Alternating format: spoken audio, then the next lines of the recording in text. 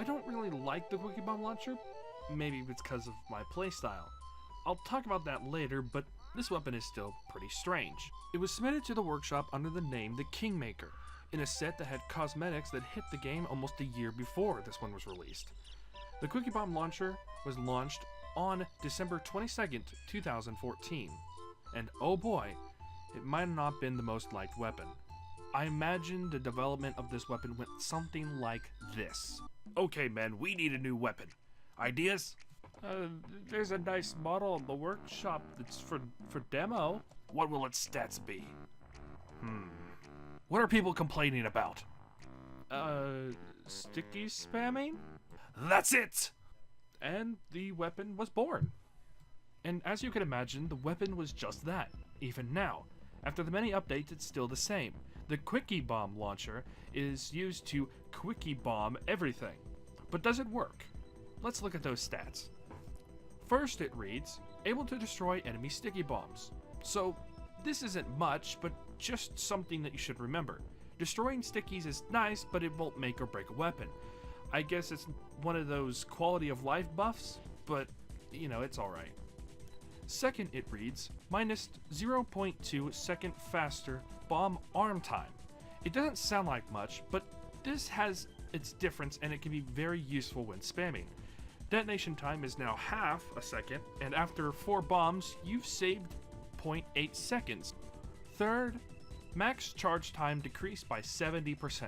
This stat allows the weapon to fire its maximum distance in a total of about 2 seconds, maybe less than 2 seconds. It's what the wiki says, and the wiki's not always perfect, but I'm going by what the wiki says.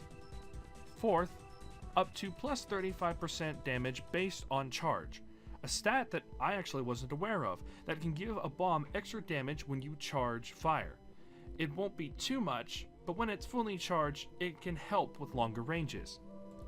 Fifth, it reads, minus 15% damage penalty. This is the first nerf. This stat keeps players from spamming too much damage. A maximum ramp up on this weapon without the plus 35% bonus is 122. Base sticky bombs do 144. Lastly, we have minus 50% clip size. This stat leaves this weapon at 4 bombs max. Interestingly enough, you can still place up to 8 bombs. You'll just have to reload constantly to be able to do that. Before we talk strategy, I want to list the maximum damage that the weapon can do compared to its base weapon. A stock sticky can do up to 144 damage. A full clip can have the potential of 1,152 damage. The Quickiebomb can do up to about 140 damage. At max, a full clip can have the potential of 560 damage. The first reaction to this weapon might be calling it overpowered. Most people would, but I don't think it is. Sure, sticky spam is annoying, but spamming by detonating as soon as possible makes for very little damage with this weapon. The stats actually work against sticky spam. You'll barely be able to kill some of the classes like this, like Heavy or a soldier that might have a little bit of a buff, or Demo Man even. Now, much like this God's Resistance is made to be used on defense, the Quickiebomb Launcher is much better on attack. Dishing out less damage faster can be useful to push forward. Defensively, you can place traps, but I'd rather just use the stock. And that might just be because I prefer bigger hits rather than a bunch of smaller hits from a weapon. Another strategy can be a finisher. Much like a shotgun on a soldier or a pyro, you can quickly do some damage to finish the job. Hit a few pipes on a soldier and he didn't die? You can use the Quickiebomb Launcher.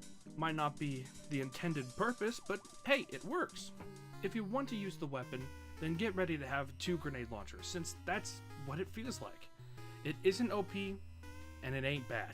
It's just not for me. But what's your opinion on the Quickiebomb Launcher? Do you like it, or do you hate it? Thank you all so much for watching. This has been HR Prime. Thanks for your time. God bless, and happy gaming.